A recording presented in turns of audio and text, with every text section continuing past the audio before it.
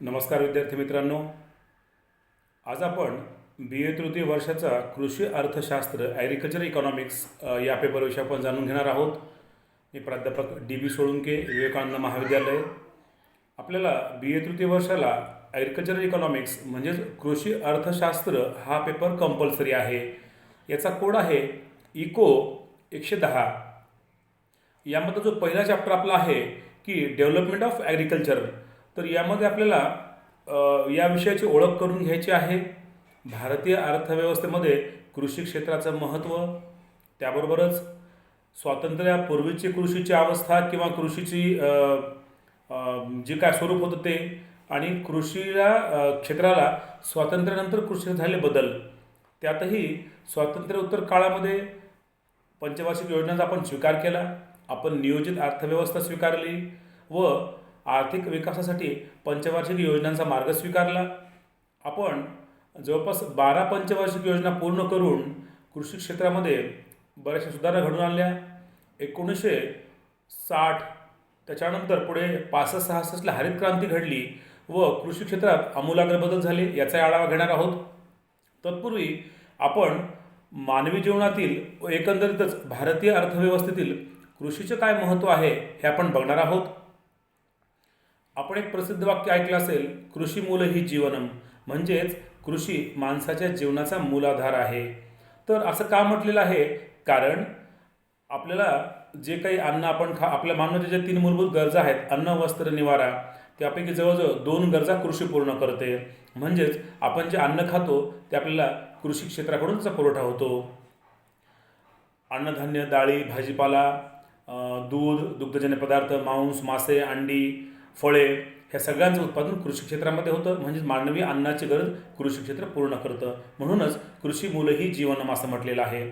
तसेच माणूस जो वस्त्र पांघरतो त्याचे जे कापूस, रेशीम, लोकर याचं पण उत्पादन कृषी क्षेत्रामध्ये होतं.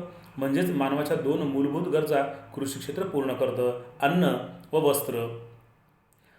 म्हणून कृषी मूल ही जीवनम किंवा कृषी मानवाचा मूलाधार आहे जीवनाचा असं म्हटलं आहे. आता भारतीय अर्थव्यवस्थेमध्ये कृषी क्षेत्राचं काय महत्त्व आहे? आपण एक वाक्य नेहमी ऐकलं असेल की भारतीय अर्थव्यवस्थेचा कृषी हा कणा मानला जातो. Agriculture is backbone of Indian economy. भारतीय अर्थव्यवस्था कृषी क्षेत्रात कणा आहे. किंवा आपण असंही बरेचदा ऐकलं असेल की भारतीय अर्थव्यवस्था कृषीप्रधान अर्थव्यवस्था आहे, कृषीप्रधान अर्थव्यवस्था. तर आपण असं का म्हणतो? तर याची काही कारणं आहेत की या कारणामुळे आपण असं म्हणतो की कृषी भारतीय अर्थव्यवस्थेचा कणा आहे किंवा आपली अर्थव्यवस्था कृषीप्रधान आहे. कोणती कोणती कारणं आहेत ही कारणं आपण बघूया. तर कुठल्याही देशाच्या अर्थव्यवस्थेमध्ये 3 क्षेत्र महत्त्वाची असतात: प्राथमिक क्षेत्र, द्वितीय क्षेत्र व तृतीय क्षेत्र. प्राथमिक क्षेत्रामध्ये शेती, मत्स्यपालन, पशुपालन, खाणकाम, मासेमारी, जंगलकटाई, चराई यांचा समावेश होतो. द्वितीय क्षेत्रामध्ये उद्योगधंद्यांचा समावेश होतो. प्राथमिक क्षेत्रातील सर्व कच्च्या मालाचा प्रक्रिया द्वितीय क्षेत्रामध्ये केली जाते व पक्का माल तयार केला जातो. आणि तृतीय क्षेत्र म्हणजे सेवा क्षेत्र, शिक्षण, आरोग्य, दळणवळण, वाहतूक, विमा, दूरसंचार, बँकिंग, विमा हे सगळ्यांचा समावेश होतो तृतीय क्षेत्रामध्ये. तर हे 3 क्षेत्र जरी महत्त्वाचे असले तरी भारतीय अर्थव्यवस्थेवर आपल्याला कृषीचा प्रभाव प्रामुख्याने जाणवतो. का बरं? तर पहिला मुद्दा असा आहे की भारताच्या राष्ट्रीय उत्पन्नात शेतीचा मोठा वाटा आहे. आपल्या देशाचं आपण जर राष्ट्रीय उत्पन्न पाहिलं तर त्यामध्ये शेतीचा वाटा हा फार मोठा आहे.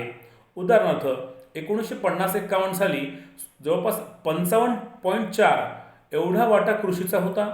पुढे हा वाटा घटत गेला. 1960-61ला हा 52.5 पर्यंत आला. 80-81ला 38.1 वर गेला.